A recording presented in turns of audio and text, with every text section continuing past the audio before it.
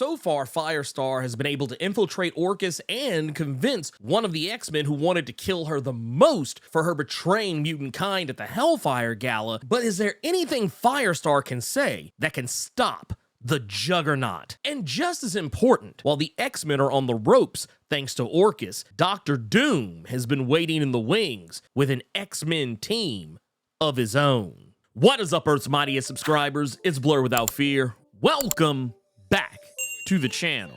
All right, today's video, we're going to be talking about X-Men number 28, written by Gerry Duggan with art by Joshua Cassara and color by Marte Garcia. This issue is the one you have been waiting for. If you are one of the people who've just been waiting to see how Firestar is going to somehow get the word out to the rest of the X-Men who are still not aware of her double agent status within Orchis, it's finally here. This issue, Firestar is still doing Jean's work. She has both managed in this issue to not only free Juggernaut from his imprisonment after his previous attempt at escaping, she has also managed to give him intel that she has snuck away from Orchis information on a group of mutants that we're going to talk about here in just a little while. I promise you, we're going to talk about them, but there's a lot of other stuff I want to get out of the way before we get into that. Firestar has also managed to convince Juggernaut that she is not a traitor, and I feel like Shadowcat was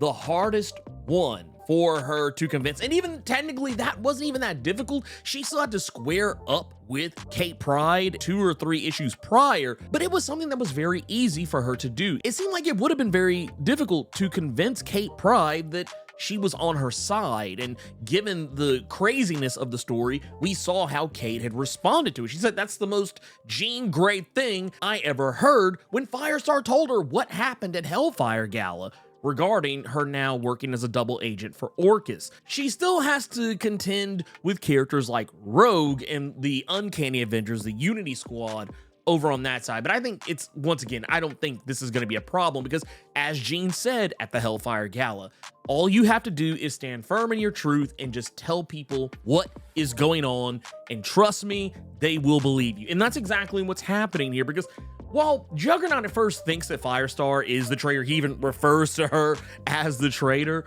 when he sees her in this issue, but it doesn't even take 2 panels. She gave him the thumb drive that she snuck away from Fei Long and Dr. Stasis, and she just fed him the story, told him exactly what was going on, and Juggernaut went with it. Now, granted, one could make the argument Juggernaut is not the brains guy when it comes to superhero or supervillain shenanigans. However, what about Cyclops? In this issue, while she does not free Cyclops, while she is trying to convince Cyclops to stand trial so that Orchis can basically use him as a scapegoat to help build upon public opinion of Orchis's plans to, for all intents and purposes, eradicate mutant kind, and we'll talk more about that here in just a sec.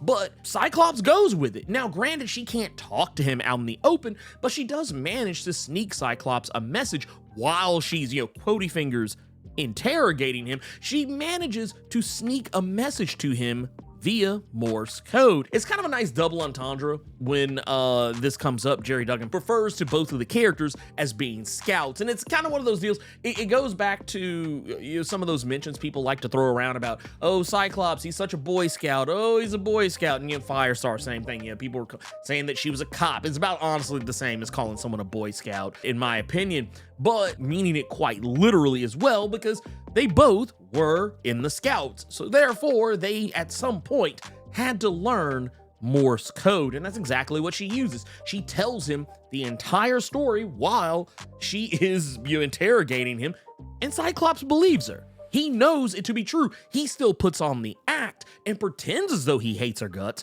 but he knows the truth, because I would imagine, while he couldn't say it out loud, if he could, he would have said the same thing that Kate Pryde said when she was originally told what was going on with Firestar. He probably would have said, "That is the most Jean Grey thing I have ever heard." And while Orchis, as we learn in a later missive, a memo rather, to the rest of Orchis's petals, we see that they have no interest whatsoever in Jean Grey. As a matter of fact, Dr. Stasis is keenly aware the Cyclops is talking to Jean Grey, but in Dr. Stasis's mind, because he knows Jean Grey is dead, He believes that Cyclops' mind is just going, that the fact that he has had his eyes sewn shut, that he has been strapped down to an X, he's sitting on a literal bomb. He believes that Cyclops has just lost his damn mind, and that's not the case. He is communicating with Jean, and as we have seen over the course of the Jean Grey series by Louise Simonson, we know that Jean is actively trying to figure out a way to come back to life, to resurrect herself and undo all of this, and it's all kind of revolving around Jean accepting the Phoenix, something I'm pretty sure she's going to do in the next and final issue. But all of that aside, yeah, Firestar has gotten everyone on board. Now, getting back to why they're trying to get, Cyclops to stand on trial, and it seems like it's not even that big of a deal, but it really is when you think about it, because it's not just that Orchis can do whatever they want. I mean, technically they can, but it's always easier to do evil shit when the people, the public, it's easier when you can dehumanize and make the person who you're trying to subjugate look like the bad guy, and that's why they're doing it. Honestly, if Orchis really wanted to, they could kill Cyclops right now and going about their business, but it would be much better for them and make it easier for them to push all of their anti-mutant rhetoric, all their anti-mutant legislation and operations. It would make all of that so much easier if a mutant either admitted to being responsible for the Hellfire Gala, something Cyclops will not do, or stood trial for the crimes of murdering humans at the Hellfire Gala and was found guilty, which would be more likely the case. And honestly, with everything that Orchis is trying to pull off, they're actually trying to put into motion, and probably will if they get their way, they're trying to put into motion a system of testing humans to see if they carry the X gene, and testing babies in the womb to see if they carry the X gene, putting in prenatal measures to ensure that if they were to have an X gene, any child would have an X gene, it would be completely and utterly eradicated. Now, this isn't new.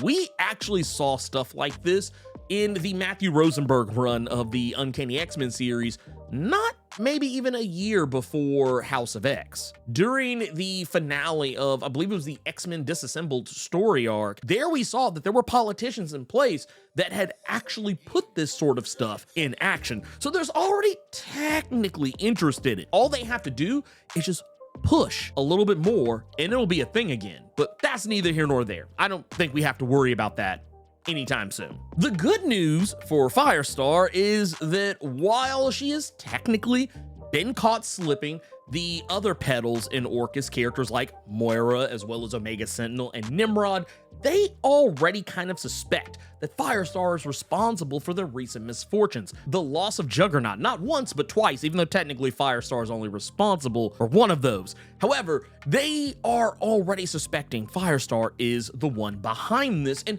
while they are correct, at least for the second escape of the Juggernaut, but Firestar is able to throw them completely off the scent by just leaning into it and even throwing Mystique under the bus in a couple of respects and making them question their methods at the Hellfire Gala. They were too flippant about how they handled certain mutants, like just saying, oh yeah, we should have confirmed the kill, but we were just so caught up in everything that we just didn't care. And that actually is more on Dr. Stasis than it is anyone else. But the thing is, they still don't trust her. And honestly, while they want to kill her, they're not gonna do it just yet because they still need more proof. And for one, Firestar has the protection of Dr. Stasis. As the memo that I mentioned earlier, later in that memo, Stasis actually brings up the notion that he doesn't want Firestar killed under any circumstances whatsoever. As a matter of fact, when they begin to celebrate VK Day, what is their Victory Over Krakoa Day, they are basically setting it up to where when mutants are completely eradicated, Dr. Stasis wants Firestar to hang around. He wants her to remain at Orchis and by his side. That is just a testament to how good Jean Grey put the whammy on him right before she died at the Hellfire Gala. He doesn't want her killed under any circumstances. Now, granted, she would have to get rid of her X gene if she were to stay, but he is perfectly fine letting her leave Earth and there being zero repercussions against her. Earlier, I mentioned that Firestar had fed intel to Juggernaut to give to the X-Men when he reunited with them. That information is something very important, and it's something we're going to be spending a lot of time with, I believe, over the next at least 2 to 3, maybe even 4 or 5 issues, and that is going to be Doom's X-Men. We saw in one of the previews and the solicits for it that there's a point where they're made to look like Dr. Doom. They're all wearing the patented tunic and cloak and hood of Dr. Doom with a big D on their belt, which basically would mean they're the D-Men. While my body is in its 40s, my mind is still a child. That said, the interesting part about this is that when the D-Men are brought up, Firestar is very dismissive of them. But not because she's genuinely dismissive, but she's trying to throw them off the scent because she knows that mutants anywhere could potentially be their allies, and these are mutants who resisted Xavier's push to walk through the Krakoan gates at the Hellfire Gala. And I'm gonna run these from left to right. These characters are Ironcloak, Dreamer, Volta, Slag, and Nerium. These are the characters who have become Doom's new X-Men squad, and apparently they have been operating in and out of Latveria and have not been shy about their presence. These are Dr. Doom's X-Men in any and every way humanly imaginable, and it's not really anything that should be surprising because, as we saw in Chip Zdarsky's X-Men Fantastic Four crossover back in 2020, he already had mutants on Latveria. Now, granted, he was treating them in some very problematic ways, even though technically he was probably being nicer to them than most mutants were used to prior to the House of X era, but still, there was a little bit of problematicness in how they were being regarded. It seems like everything that was building towards is him creating his own X-Men. We don't really know much about these characters, but I'm sure we will learn more about them as this story arc plays out. But I can tell you right now, just based on names and looks alone, that it's safe to say that the character Ironcloak either has some ability to generate barriers or has some other form of superhuman durability, very possibly being able to turn herself into some kind of an iron or metal form. The character Dreamer is most likely a telepath on some level, and I would even go as far as to say maybe even closer to the character Somnus, meaning that he's able to enter or manipulate other people's dreams in some way, shape, form, or fashion, very similar to the character I just named. The one who seems to be the leader of the group is a character by the name of Volta, and as her name might imply and her look might give away, it seems like she's very much someone who can generate and manipulate electricity as well as become living electricity. The character Slag is the heavy of the group, and just based on looks and name, it's safe to say that he can generate and manipulate as well as become molten rock. And as one might imagine, just based on his size, very likely has some levels of superhuman strength as well as durability.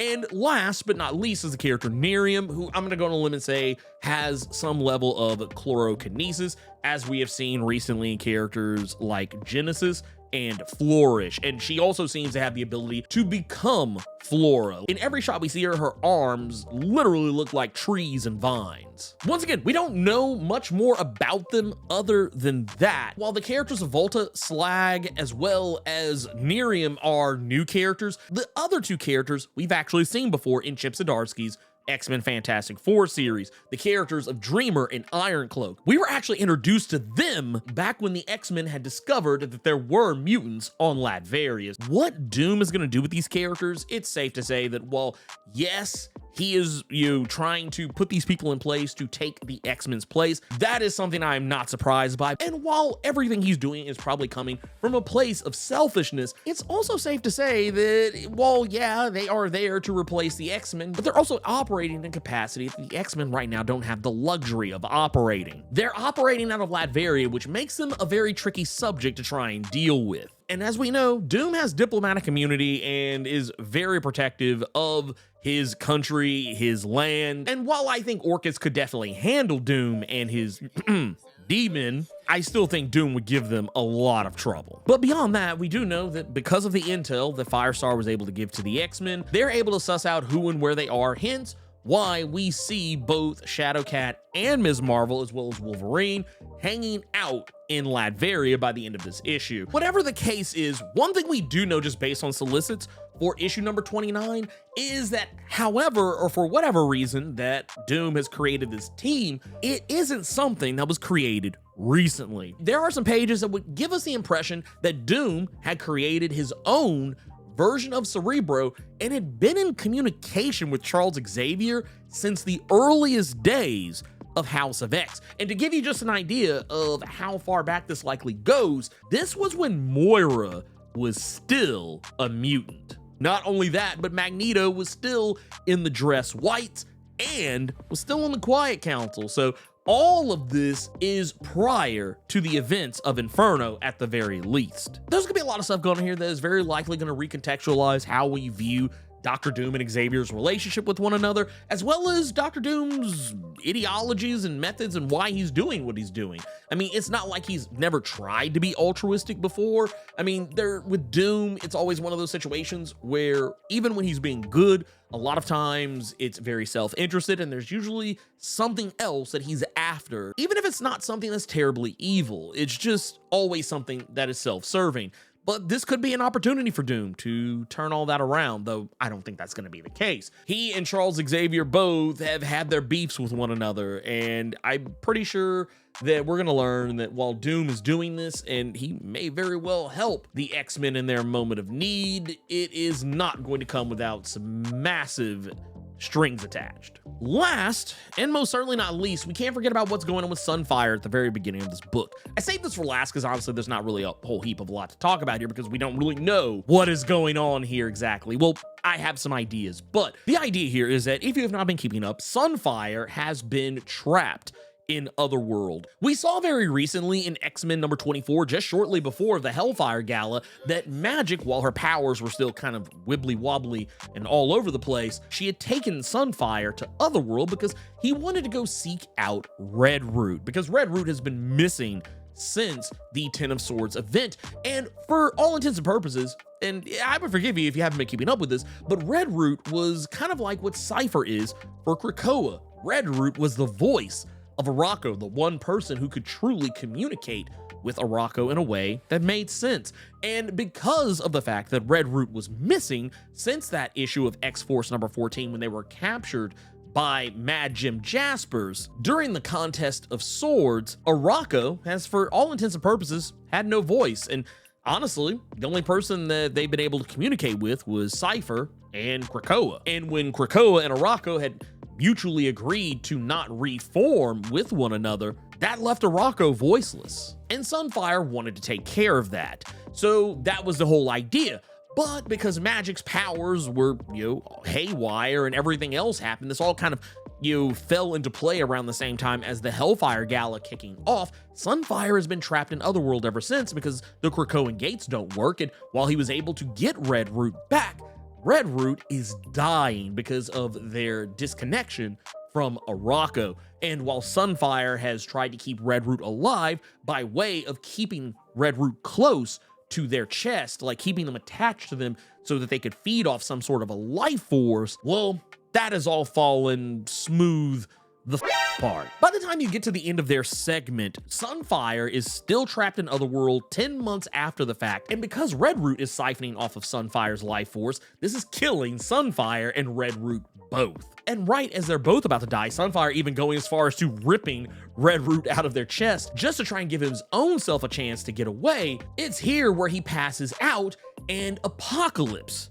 returns. Now, Apocalypse being here is not that surprising, just based on the fact that he has access to what he refers to as the Okara Gates. We've seen these in X-Men Red, where he actually gave one of the Okara seeds to Genesis, which is why she has been able to get around wherever she wants. These gates are different from your normal everyday Krakoan gates. These gates will let you travel anywhere regardless of whether that place has a gate or not. But the caveat of these gates is that the only way that they can be formed is by the spilling of mutant blood. It doesn't necessarily mean you have to bleed a whole heap of a lot. You don't have to kill anybody, but it does require mutant blood, whereas normal Krakoan gates, they don't require any kind of a blood sacrifice, but with these, that is absolutely positively necessary because of how powerful these gates truly are. But the thing I do want to focus on here more than anything else is that Sunfire is saved by Apocalypse, and by extension, I would imagine, so too is Redroot. And while Apocalypse doesn't directly address Redroot in any of this, Apocalypse does say something that's very telling. And once again, I don't think anything is said by accident. Nothing Apocalypse, or rather Revelation, I've been calling him Apocalypse a lot, but truthfully his name is Revelation now, but Revelation has not said anything in his last few appearances that was by accident. And one of the things that he says before we exit out of Sunfire's segment is that he is healing Sunfire because, you know, once again, he has the ability to alter his own matter as well as the matter of others. So really nothing he's doing here is out of the spectrum of possibility. We also can't forget that he is a very skilled sorcerer and knows a great deal about magic. So there's any number of reasons why he's able to heal and revive Sunfire. But once again, the thing that we need to focus on is what he says. He says, "Be healed, Sunfire, and be prepared, for we will march to war." I do not believe he chose those words by accident. I feel like that is the thing that Apocalypse is trying to do. He does not have the help of his children, the original recipe for Horsemen of the Apocalypse, and we also know that Apocalypse loves his horsemen, so he has created multiple iterations of them, so it's not that far out of the realm or spectrum of possibility that he is doing it yet again, this time around making Sunfire war. Now, this is not the first time Sunfire has ever been a Horseman of the Apocalypse. This was roughly around the time of like early 2006, maybe late 2005, during X-Men Volume 2, number 182. This was when Sunfire was actually transformed into one of the four Horsemen. He went under the moniker of Famine. This time around, he's going to be going under the moniker of War. Now, what I think is of note here is that when he became Famine back during that X-Men Volume 2 run, he had readopted the look that he had back during the Age of Apocalypse story arc. Now, there was a story reason during Age of Apocalypse as to why Sunfire's skin and flesh was severely burned, like almost completely burned off. It was due in large part to Sunfire doing a last-minute desperation attack, unleashing a blast of fire and flame so potent that it literally fried himself. Now, in the case of when he became Famine, the look was more due to the rigorous transformations that he went through at the hands of Apocalypse.